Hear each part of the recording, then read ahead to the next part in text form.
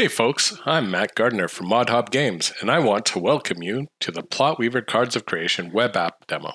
Right now, we only have solo play, but soon you'll be able to play with up to 4 players. So for today, I'm flying solo. Now let's select a plot pattern. These are narrative structures that guide your story act by act. In multiplayer, everyone uses the same plot pattern. Decide together or randomize it. Today, I'm picking inverted, one of my personal favorites, especially for presenting research or storytelling in a non-linear way. Inverted starts with the climax, then works backwards to peel back the layers of meaning and motivation. The acts go like this. Act 1, immediate conflict or crisis. Act 2, explanation and cause analysis. Act 3, climatic resolution.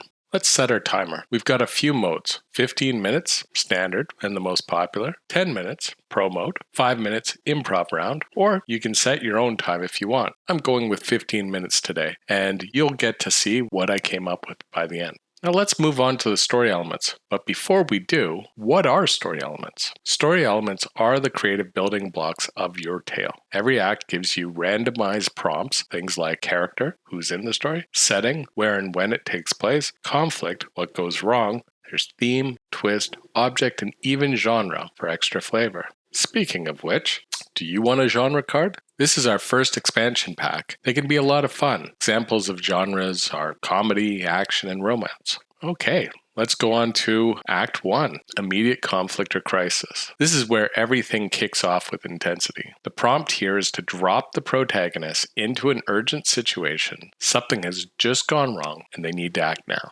Here's what we're aiming for. Establish the settings and introduce the protagonist in a moment of intense action or crisis. Show how the protagonist reacts to the threat or disorder around them, perhaps with fear, courage, or desperation. Let's check out our cards. Our character is the shadow. Our setting is a skyscraper rooftop. Conflict is good versus evil. And the genre is dystopian. Now I'm going to start game and head to the workspace and write whatever comes to mind using these elements. Please note that on the left you'll find the plot pattern instructions, and on the right you'll find your story element cards. I'll leave the recorder running and speed this part up so you can watch the process unfold. The winds howl against the edge of the skyline, 30 stories above the city that forgot its own name. Kale stands at the rooftop's ledge, arms trembling as drones buzz in the smoky night sky like mechanical hornets. Below, neon propaganda scrolls across 1,000 crumbling billboards. Obey the signal. Reject the self. Kale doesn't have time to process what just happened only moments ago. They were dragged here, blindfolded, hands bound, shoved through the stairwell door. And now they're alone, or so it would seem. This is where most jump, says a voice. Not loud, but inside. Soft as smoke, cold as a memory. Kale spins, but no one is there, not really. From the shadows near the Havoc vent, a figure peels itself into form. Not flesh, not entirely. A humanoid silhouette stitched together from static and regret, with eyes like dying stars. You've seen through the lie, it whispers. Now the city wants to erase you. Kael's breath fogs in the night's air as he speaks. What are you? The dark shape steps closer. Time slows and it sneers. A question you've never dared ask. The drone light flickers red. Kael doesn't know if this is a test, a trick, or the first honest moment of their life. But they know this. If they don't act now, if they don't choose, this rooftop will become their grave, or worse, the moment they turned away from who they really are. Okay, welcome to Act 2, where we pulled the curtain back and try and figure out why everything in Act 1 happened. This is where the story slows down just a little bit. We take a step back, explore the deeper causes and motivations behind the crisis. What happened before, who or what caused the event, what does your character realize, what connections are made. Okay, so our new character is the trickster. This card can represent someone new or even a new side of the original protagonist. Totally up to you. Now I'll head back and write out Act 2. This is where all the puzzle pieces start fitting together. Sometimes I like to hint or add a twist or tease something that will pay off in Act 3. Remember, you can still peek at earlier acts if you need a refresher. I'll see you on the other side with the new piece of the story. The shadowy figure dissolves into the rooftop fog, leaving behind a single phrase. If you want answers, find the one who laughs. Kale staggers back, heart pounding, head buzzing like the surveillance drone still circling overhead. The rooftop door creaks open behind them. It's now unlocked. It must be a signal. Couple hours earlier. Location, level 7, Undercity Archive Cache.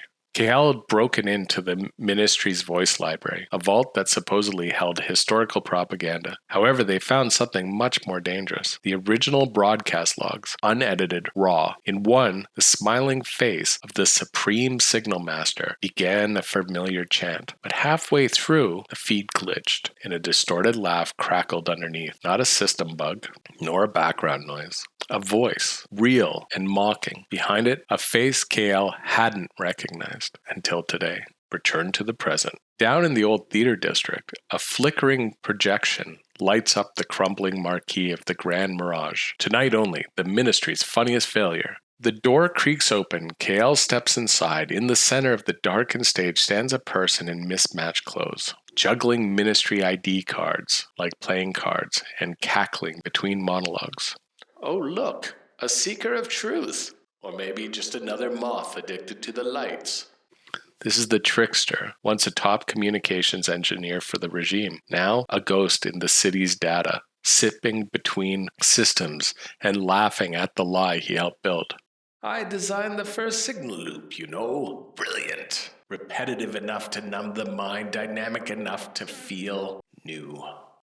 I even hid a recursive loop that played nursery rhymes backwards for the insomniacs. KL stares. Why? The trickster's grin fades. Because I thought it was funny, until it wasn't. He flips a switch and behind him old footage begins playing. A child reciting an oath, a tear running down their cheek, a mother nodding along, hollow-eyed, a building collapse hidden by digital fog. Okay, so here we are, Act 3, the final chapter of the story. Now that your character understands what's really going on, it's time to act. This is the big moment where everything shifts. Here's what you're working towards. With insight in hand, the protagonist faces the source of the conflict and brings closure. They take action based on what they've learned. Something's changed. Something heals. You bring it all together. So let's see what our final story element is. It's a weather vane. This one's often symbolic. The object can help tie your emotional arc together. May it's magical, may it's sentimental, may it's both. I'm going to jump back in, bring it all home. Keep an eye out for resolution, not just plot-wise, but emotionally. Sometimes I like to close with a strong line or a moment of stillness that reflects on the journey. The shadow is what's left when you stop laughing, Kale. But me, I never stopped. Not really. It's raining when KL climbs the maintenance ladder to the Ministry's signal spire. A tall, thin needle of alloy stabbing the clouds above the skyline. Below, the city glows in glitching loops, obedient, repeating, dying ever so slowly. The trickster's last gift was a direction, not a plan. Truth's not something you deliver, it's something you uncover, layer by layer. Go where the signal begins. At the peak, KL finds it, a weather vane, ancient and rusting, spinning wildly against the storm. But it's not ornamental. The vane isn't just catching wind, it's feeding data. The signal itself isn't digital, it's elemental, tuned to pressure, temperature, wind flow, broadcasting through nature, masked as noise. The truth had always been in the air. From behind the shadowy figure emerges this time, not as a threat, but as a mirror. You see now, it softly says, what obedience truly costs. The signal was never in their words. It was in the rhythm of the world. KL's eyes flick to the base of the weather vane. Beneath a false panel, wires, bone fuses, and a pulsing crystal. A heart still beating. The core of the machine. If you destroy this, KL whispers, won't it collapse everything? The dark form asserts, yes and no. Destruction isn't the ending, KL. Changes. KL pulls the weather vane from its casing and hurls it into the open sky. The wind howls. The city hums, stutters, then silence. For the first time in decades, the signal dies, and in the stillness, something deeper returns. Birdsong, breath, memory. Down below, screens go dark. People blink, look at each other like strangers waking from some dream. The trickster's voice echoes, faint and amused. Well, I didn't see that coming. Okay, that's it. Thanks for hanging out with me today as I played through the demo version of PlotWeaver web app. Every time you play, it's a different experience, and you never know where your imagination will take you. Can't wait to see what stories you come up with.